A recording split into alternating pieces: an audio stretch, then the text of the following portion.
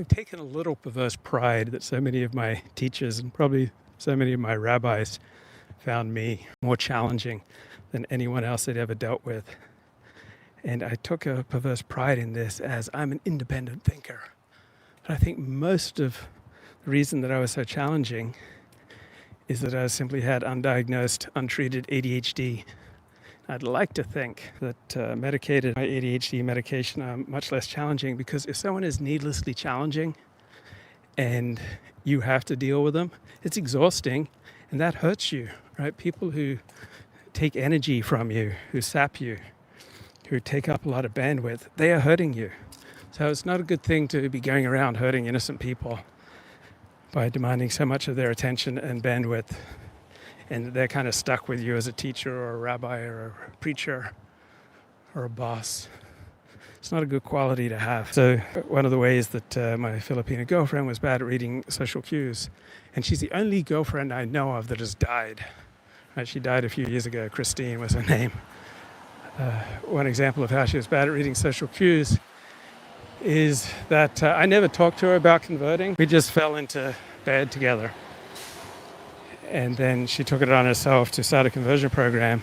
But I only took it, I didn't only, but the synagogue that I primarily attended was Orthodox.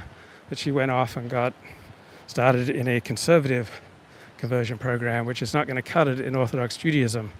So it was a bad misreading of social cues. Another thing is that she wanted to take her laptop into Orthodox shul on Friday night so it doesn't get stolen from her car.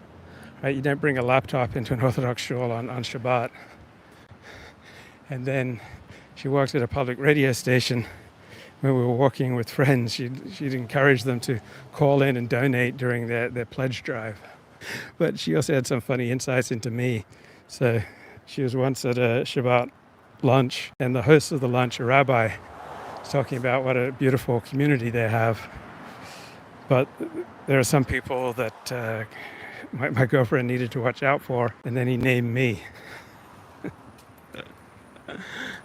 Because I'd published something about, he was a rabbi at a Jewish day school, and he was often hitting on the female students there and propositioning them and inviting them over for one-on-one Shabbat dinners when his wife was out of town. So he didn't appreciate that reporting.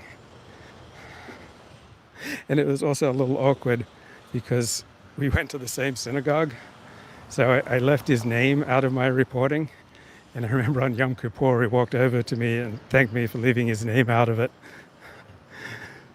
But after he went on a diatribe about me at the Shabbat dinner, my girlfriend at the time blurted out, well, he's okay when he's on his lithium, but he often goes off his lithium because he's too vain about the weight loss, about putting on the weight.